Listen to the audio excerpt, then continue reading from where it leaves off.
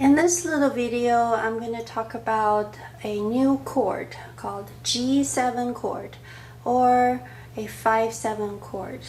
Okay, so G7 is actually a 4-note chord. Start with G and B and D and F. Okay, so you're skipping one key in between each note. Okay, and this is the original form of a G7 chord. Okay, now when you change the order of the notes, okay, sometimes you can move notes around. You can move the G to the top. Okay, so you're going to move the G from here to the top. We have a inversion. Okay, this is still G7 chord because all the notes G, B, D, F is not changed. Just the order of the notes are changed. And in this version is actually the one we're going to play. Okay, so in your music on page 16, on top you see a B, F, and G chord. Okay, and this is our G7 chord. Okay, so how do we get there from the C chord? Let's take a look at the left hand. This is our C chord. You already know that. Okay, so you want to keep the G with your thumb, second finger on F. You're going to move your pinky down to B. So you're going to stretch your hand out a little bit. So we have B, F, and G. And that's our G7 chord. And back to the C, you're going to return your pinky back to C, and third finger on E, thumb on G. Once again, C chord, G7 chord, back to the C chord.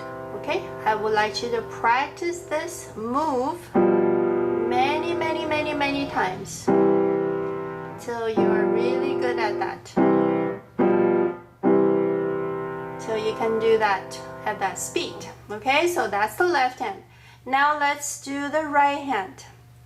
We have C chord, C, E, G.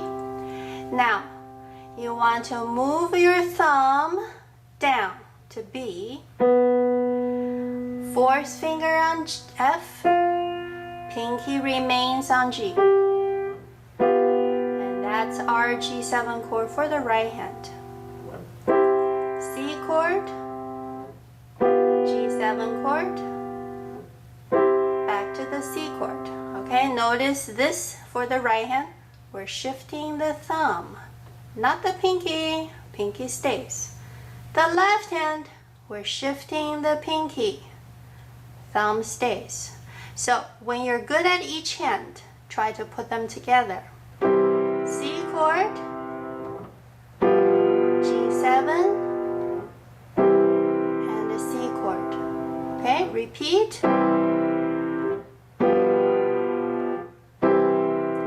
Okay.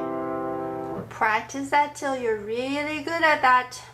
Okay, one more thing. Why do we call G7 a 5-7 chord? Okay, so in the C pentascale, C is the first note.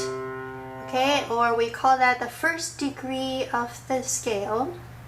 D is the second degree, E is 3, F is 4, and G is 5. Okay, so a chord built on the 5th note.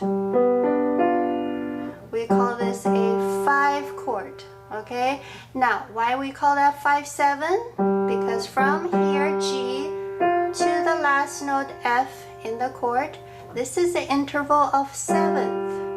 1, 2, 3, 4, 5, 6, 7 letters apart. So that's why we call that a 7 chord. Okay, so 5-7 is this chord. You can have a 5 chord. That's just a simple G major chord. Okay, when you add an interval 7 on top, we call that a 5-7 chord. All right, so have fun with these two chords and practice till you can move back and forth smoothly.